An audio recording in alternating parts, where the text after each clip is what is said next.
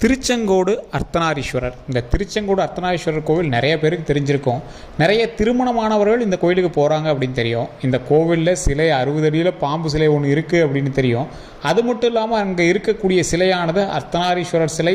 அதில் ஆணும் பெண்ணும் சேர்ந்த மாதிரி சில சிலைகள் இருக்குது அப்படின்னு தெரியும். ஆனால் இது மட்டும்தான் நமக்கு தெரியும். இதுக்கு உள்ளே இருக்கக்கூடிய மர்மம் பற்றி உங்களுக்கு தெரியுமா? திருச்செங்கோடு அர்த்தநாரீஸ்வரர் கோவில் அப்படிங்கிறது நாமக்கல் மாவட்டத்தில் இருக்குது. கிட்டத்தட்ட சேலம் டு ஈரோடு சாலைக்கு அருகில் அப்படின்னு கூட சொல்லலாம். மலையோடைய உயரம் மட்டும் 650 அடி அப்படின்னு சொல்கிறாங்க. கிட்டத்தட்ட அது 2000 அடி உயரம் மேல்மலை அப்படின்னு கூட சொல்கிறாங்க. திருச்செங்கோடு அப்படிங்கிற ஏரியா, அந்த ஏரியாவில் திருச்செங்கோடு அப்படின்னு அதை மென்ஷன் பண்ணுறாங்க. படிகள் சுமார் 1200 படிக்கட்டுக்கு மேலே இருக்குது. இந்த கோவிலில் இருக்கக்கூடிய அர்த்தநாரீஸ்வரர் உலகிலேயே அரிதான திருவுருவங்களில் ஒன்று அப்படின்னு சொல்கிறாங்க. இந்த கோவில் பிரபலமானதுக்கு அது ஒரு காரணம். இந்த சிலையில் வலது பகுதி சிவனும் இடது பகுதி பார்வதி தேவியும் இருக்காங்க. ஆண் பெண் சக்தி அப்படிங்கிற மாதிரி இரண்டும் சமம் அப்படிங்கிற காட்டக்கூடிய தத்துவத்தின் பெயரில் அந்த இடத்துல அந்த கோயில் அமைஞ்சிருக்குது. சங்க காலத்தில் குறிப்பிட்டப்பட்ட ஒரு மிகப்பெரிய ஒரு முக்கியமான ஸ்தலம் இந்த ஸ்தலம். தேவரா, அதாவது இதை நான் ரொம்ப டீப்பாக சொன்னால் உங்களுக்கு புரியுமான்னு தெரியல. தேவார பாடல் பெற்ற சிவதலம் அப்படிங்கிறது உங்களுக்கு புரியும். ஆனால் இந்த கோவிலில் பல மர்மமான விஷயம் இருக்குது. அதை நான் டீட்டெயிலாக உங்களுக்கு சொல்கிறேன், எப்படின்னு மட்டும் தெரிஞ்சுக்கோங்க. அப்பர் சுந்தரர் போன்ற நாயன்மார்கள் பாடியுள்ள ஸ்தலமும் இதுதான். அதே போல் அர்த்தநாரீஸ்வரரோட உடலினுடைய வலப்பக்கம் சிவனும் இடப்பக்கம் சக்தியும் ஒரு சேர காட்சி தரக்கூடிய ஒரு அற்புதமான ஸ்தலம் இதுதான். இந்த கோவிலில் ஆண் பெண் சமத்துவத்தை பற்றி ஒரு மிகப்பெரிய ஒரு விஷயமே நடக்கலாம். அந்தளவுக்கு ஒரு தெய்வ வடிவில் அந்த கோவில் காட்சி கொடுக்குது. இந்த கோவிலில் இருக்கக்கூடிய சிவனும் சக்தியும் பிரிக்க முடியாதவை அப்படிங்கிறத உணர்த்தது. குடும்ப ஒற்றுமையும் தம்பதி நல்லிணக்கணும் வேண்டி பல பேர் இந்த கோயிலுக்கு வருவாங்க. நிறைய பேர் இந்த கோயிலுக்கு வரதுக்கு காரணமே திருமணம் ஆணையம் சண்டை போடாமல் இருக்கிறதும் திருமணம் இல்லாதவங்களுக்கு திருமணம் நடக்கணும் அப்படிங்கிறதாகவும் தான். இந்த மலையினுடைய மர்மம் அப்படின்னா நாகமலை அப்படின்னு சொல்கிறாங்க. திருச்செங்கோடு மலை பாம்பு சுருண்டு கிடப்பது போல் இருக்கும். அப்படியே அந்த மேலேருந்து வியூ பாயிண்டில் பார்த்தீங்கன்னா பாம்பு அப்படி சுருண்டு இருக்கிற மாதிரி இருக்கும். அதாவது புராண கதையின்படி ஆதிசேஷனும் வாயு தேவரும் போட்டியிட்ட போது மேருமலையினோட ஒரு பகுதி இங்கே விழுந்ததாகவும் கூறப்படுது. அதனால் இதுக்கு நாககிரி அப்படிங்கிற பெயரும் இருக்குது. இந்த நாகர் சந்நிதி ஒன்று இருக்குங்க இந்த கோவிலில். இது மிகப்பெரிய ஒரு சக்தி வாய்ந்த இடம் அப்படின்னு சொல்லலாம். இங்கே வழிபட்டால் ராகுக்கு எது தோஷம் குறையும் அப்படின்னு சொல்கிறாங்க. திருமண தடை நீங்கும் சொல்கிறாங்க. குழந்தை பேர் கிடைக்கும் அப்படிங்கிற நம்பிக்கையும் இருக்குது. மலையை சுற்றினா நிறைய பலன் இருக்குது. மலையை கிரிவலம் செய்வாங்க. நாகதோஷம் குறையும், மன அமைதி கிடைக்கும், சிவன் அருள் பெருகும் அப்படின்னு கூறப்படுது. அர்த்தநாரீஸ்வரர் சிலையில் உள்ள அதிசயம் அப்படின்னா, ஒரு பக்கம் பார்த்தா சிவன் முகம் தெளிவாக தெரியும், மற்றொரு பக்கம் பார்த்தா அம்பாள் முகம் தெளிவாக தெரியும். ஆனால் இந்த சிற்பத்தில் ஒரு மிகப்பெரிய விஷயம் என்ன அப்படின்னா, முகம் அதில் தெரியாத அளவுக்கு அப்படியே ஒரு பூசணாப்பில் இருக்கும். ஏன்னா தசப்பாசானத்தால் செய்யப்பட்ட சிலை அப்படின்னு சொல்கிறாங்க. தீராத வேண்டுதல்கள் நிறைவேறும் நாள் பிரதோஷம் மற்றும் மகா சிவராத்திரி அன்னைக்கு போய் ஆயிரக்கணக்கான பக்தர்கள் வணங்குவாங்க. அன்றைய தரிசனம் ரொம்ப சக்தி வாய்ந்த தரிசனம் அப்படின்னு கருதப்படுதுங்க. இந்த கோவிலினுடைய வரலாற்று தகவல்னு பார்க்கும்போது கிட்டத்தட்ட 2000 ஆண்டுகளுக்கு மேலே பழமையான ஒரு இடம் அப்படின்னு கருதப்படுது. சோழர், பாண்டியர், நாயக்கர் ஆகியோரெல்லாம் திருப்பணி செஞ்சாங்க அப்படிங்கிற சொல்லுது. பல பழமையான கல்வெட்டுகள் இன்றைக்கும் அந்த இடத்துல தாங்க இருக்குது. இந்த கோவிலில் 1200 படிக்கட்டுக்கு மேலே இருக்குது. இதில் நிறைய பேர் வேண்டுதல் வச்சு விரதத்தோடு அந்த படிக்கட்டில் ஏறி செல்றவங்களும் இருக்காங்க. இல்லை வண்டியில் போகணும் அப்படின்னாலும் ரோட் ஃபெசிலிட்டி இருக்குது. நீங்கள் பஸ்ஸு வண்டியில் கூட மேலே ஏறி போகலாம். திருச்செங்கோடு அப்படின்னு நாமக்கல் மாவட்டத்தில் டைப் பண்ணிங்க அப்படின்னா இந்த கோவில் வரும். லொக்கேஷன் கேட்டுட்டு இருக்காதீங்க, அந்த இடத்துக்கு நீங்கள் போயிட்டு வாங்க. அதே போல் மலை ஏன் சிவப்பு நிறமாக இருக்குது அப்படின்னா, திரு ப்ளஸ் செங்கோடு அப்படிங்கிற பெயருக்கு காரணம் மலையினுடைய சிவப்பு கலந்த பாறைகள் அப்படின்னு கூறப்படுதுங்க. புராண கதையில் ஆதிசேஷன் மற்றும் வாயு பகவான் போட்டியிட்ட போது ஆதிசேஷனோட ரத்தம் பட்டதால் மலை சிவந்ததாகவும் நம்பப்படுதுங்க. அதனால தான் இந்த இடத்துல நிறைய பாம்பு சிலைகளும் இருக்கிறதாகவும் சொல்லப்படுது. மலை பாம்பு வடிவம் கொண்டது அப்படிங்கிறதான் ஒரு முக்கியமான விஷயம். பாம்பு சுருண்ட மாதிரியே இருக்குன்னு முன்னாடியே சொல்லியிருந்தேன்ல, அந்த விஷயம்தான். அதே போல் இந்த கோவிலுடைய சக்தி என்ன அப்படின்னா, சில பக்தர்கள் கூறுறது ஒரு முக்கியமான விஷயம்தான். தம்பதி பிரச்சனைகள் குறையும் அப்படின்னும், திருமண தடை நீங்கும் அப்படின்னும், மன அமைதி கிடைக்கும் அப்படின்னும், ஆண் பெண் உறவில் சமநிலை ஏற்படும் அப்படின்னு சொல்லியிருக்காங்க. அதாவது திருமணமானவர்களுக்கு சண்டை சச்சரவு வராமல் இருக்கணும் அப்படின்னா இந்த கோயிலுக்கு போயிட்டு வாங்க, இதுதான் மெயின். அதே போல் இரவு நேர மர்ம அனுபவங்கள் நிறையா இருக்குதுங்க. பழைய காலத்தில் மலையில் சித்தர்கள் தவம் செய்ததாக உள்ளூர் மக்கள் நிறைய பேர் சொல்கிறாங்க. அதனால் சிலர் இந்த மலைக்கு தனி ஆன்மீக அதிர்வு இருக்குது அப்படின்னு சொல்கிறாங்க. அதாவது டிவோஷனல் வைப் இருக்குது அப்படிங்கிற மாதிரி நிறைய பேர் சொல்கிறாங்க. இந்த கோவிலை பொறுத்த வரைக்கும் பக்தர்கள் அதிகமாக வேண்டுதல் வைக்கிறது எதுக்கு அப்படின்னா, திருமண யோகத்துக்காகவும், குழந்தை பேருக்காகவும், தம்பதி ஒற்றுமைக்காகவும், நாகதோஷ நிவர்த்திக்காகவும், குடும்ப அமைதிக்காகவும் இந்த கோவிலுக்கு நிறைய பேர் வேண்டுதல் வச்சுட்ருக்காங்க. அந்த வேண்டுதல்கள் அனைத்தும் நடக்குது அப்படிங்கிறத ஒரு முக்கியமான விஷயமாகவும் கருதப்படுதுங்க. புராண ரீதியான சில கதைகளும் இருக்குது. அதை சுருக்கமாக சொல்லிடுறேன். பார்வதி தேவி சிவபெருமானோட ஒன்றாக இருக்கணும் அப்படிங்கிறதுக்காக தவம் செய்தார் அப்படின்னும், அதனால் சிவன் தனது உடலில் பாதியை தேவிக்கு வழங்கி அர்த்தநாரீஸ்வரராக காட்சி தந்தார் அப்படின்னும் சில கதைகள் சொல்லப்படுது. எப்போ இந்த கோயிலுக்கு போயிட்டு இருந்தோம் அப்படின்னா அதிகாலையில் மலை ஏற சிறந்த நேரங்க. படிக்கட்டில் 1200 படிக்கல் நடக்க முடியும் அப்படின்னா போயிட்டு வாங்க. அப்படி இல்லைனா பக்கத்துலேயே பார்த்திங்கன்னா பஸ் ஃபெசிலிட்டி இருக்குது. வண்டி, 2 வீலர் எல்லாமே மேலே போகுதுங்க, போய் வழிபட்டு வரலாம். பௌர்ணமி நாட்களில் அதிக கூட்டம் இருக்கும். இருந்தாலும் நீங்கள் வழிபடணும் அப்படின்னு ஆசைப்பட்டால் போயிட்டு வரலாம். பிரதோஷ நாட்களில் சிவ வழிபாட்டுக்கு சிறப்பு. அந்த நாட்களும் ரொம்ப அருமையான நாள் தான். மார்கழியில் ஆன்மீக சூழல் அதிகம். அந்த காலகட்டத்தில் போயிட்டு வந்தீங்கனாலும் அற்புதமாக நீங்கள் தரிசிச்சுட்டு வரலாம். இந்த கோவிலை தமிழ்நாட்டில் சிவனும் சக்தியும் உருவில் இருக்கக்கூடிய அதிசய கோவில் அப்படின்னு சொல்கிறாங்க.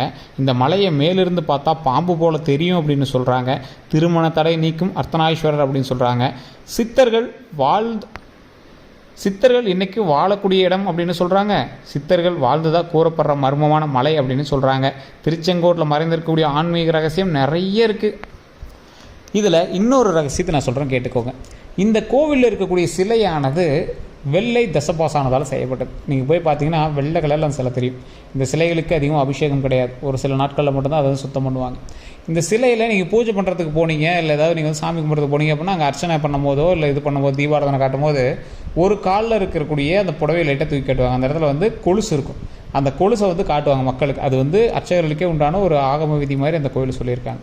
அப்படி காட்டும்போது சக்தி இவங்க தான் அப்படின்னு மென்ஷன் பண்ணுறதுக்காகவும், சிவனின் காலில் பாருங்கள் கொலுசு இருக்காது அப்படின்னு காட்டுறதுக்காகவும் அதை சொல்லுவாங்களாம். அதில் வெள்ளை தசபாசானத்தால் செய்யப்பட்ட அர்த்தநாரீஸ்வரர் சிலையில் சிவனும் சக்தியும் ஒரு சேர காட்சி தரக்கூடிய ஒரு அற்புதமான ஸ்தலம் அப்படின்னு சொல்லப்படுது.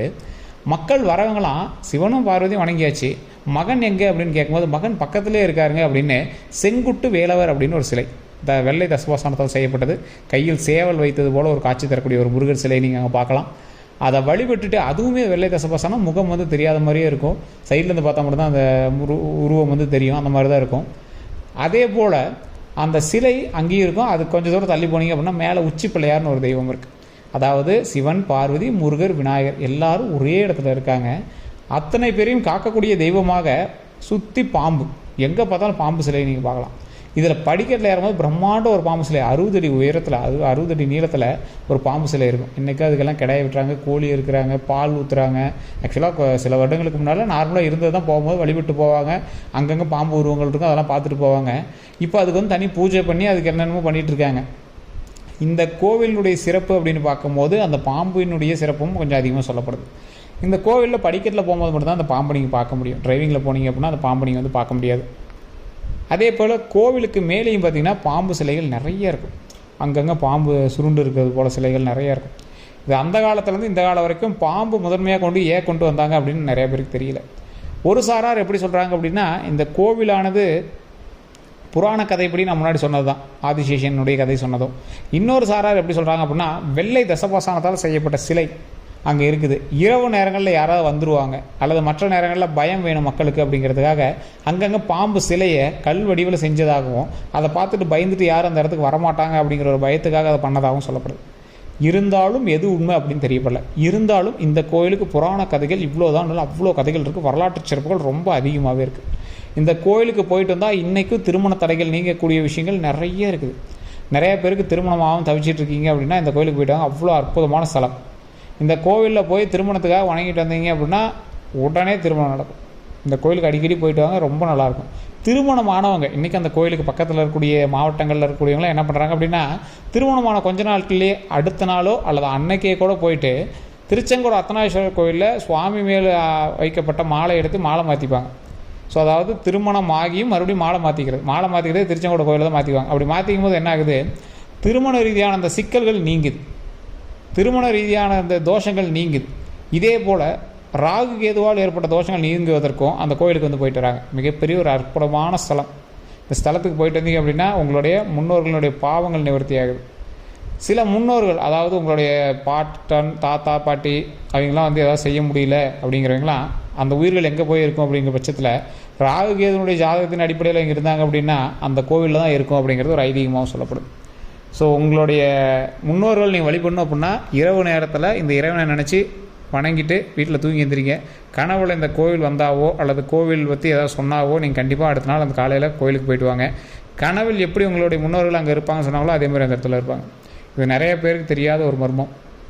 அந்த கோவிலுக்கே உண்டான சிறப்பு. நிறைய பேர் சொல்லி இந்த விஷயத்தை நான் கேள்விப்பட்டேன். இது வந்து அதிகாரப்பூர்வமான உண்மையா சார், வரலாறு இருக்கா சார்னு கேட்டால் அதெல்லாம் இல்லைங்க. நிறைய பேர் சொல்லி நான் கேள்விப்பட்ட விஷயம். நம்புகிறவங்களுக்கு கடவுள் இருக்குது, நம்பாதவனுக்கு கடவுளுடைய பாடம் இருக்குது, அவ்வளோதான். ஸோ கடவுள் நம்பினா கடவுள் நமக்கு நன்மை செய்வார் அப்படிங்கிறது நம்புங்க. இந்த கோயிலுக்கு இதுவரை யாராவது போயிட்டு இருந்திருந்தீங்க அப்படின்னா மறக்கா கமெண்ட் செக்ஷனில் பதிவிடுங்க. ஓம் அர்த்தநாரீஸ்வரரே போற்றி, ஓம் அர்த்தநாரீஸ்வரரே போற்றி, ஓம் அர்த்தநாரீஸ்வரரே போற்றி அப்படின்னு மறக்காம 3 டைம் கமெண்ட் செக்ஷனில் பதிவிடுங்க. இதுவரை நம்ம சேனலை சப்ஸ்கிரைப் பண்ணாமல் இருந்தால் சப்ஸ்கிரைப் பண்ணிக்கோங்க, பக்கத்தில் பெல் பட்டனை மறக்காம ப்ரெஸ் பண்ணிக்கோங்க. அதே போல் ஃபேஸ்புக்கில் நீங்கள் பார்த்துருக்கீங்க அப்படின்னா கண்டிப்பாக ஃபாலோ பண்ணிக்கோங்க. எல்லோருக்கும் நன்றி நண்பர்களே. இந்த கோவிலினுடைய லொக்கேஷன் டச் பண்ணி தான் பார்க்கணும், உள்ளே போய் தான் பார்க்கணுன்னு இல்லை. தமிழ்நாட்டில் சேலம் மாவட்டம், நாமக்கல், இது ரெண்டுக்கும் இடைப்பட்ட பகுதியில் திருச்செங்கோடு அப்படிங்கிற ஒரு ஏரியா நாமக்கல் மாவட்டத்திலே இருக்குது. கரெக்டாக இப்போ சொல்லணும், இப்போ நாமக்கல் மாவட்டத்தில் திருச்செங்கோடு அப்படிங்கிற ஏரியா ஒரு மலை, அந்த மலை மீது அர்த்தநாரீஸ்வரர் ஆலயம் அமைஞ்சிருக்கு. வண்டி வாகனங்கள் எல்லாமே மேலேயும் போயிட்டு வரும். பஸ்ஸு, கோயில் பஸ்ஸே இருக்குது. நீங்கள் போனீங்க அப்படின்னா எப்போ வேணாலும் வழிபட்டு வரலாம். உங்களுக்கு விருப்பம் இருக்குது அப்படிங்கிற பட்சத்தில் நீங்கள் போய் வழிபட்டு வாங்க. மிகப்பெரிய நன்மை தரக்கூடிய ஒரு ஸ்தலம். வேறு ஏதாவது சந்தேகங்கள் இருந்தால் மறக்காமல் கமெண்ட் செக்ஷனில் பதிவிடுங்க. ஓம் அர்த்தநாரீஸ்வரரை போற்றி அப்படின்னு 3 டைம் மறக்காமல் கமெண்ட் செக்ஷனில் பதிவிடுங்க. எல்லோருக்கும் நன்றி நண்பர்களே.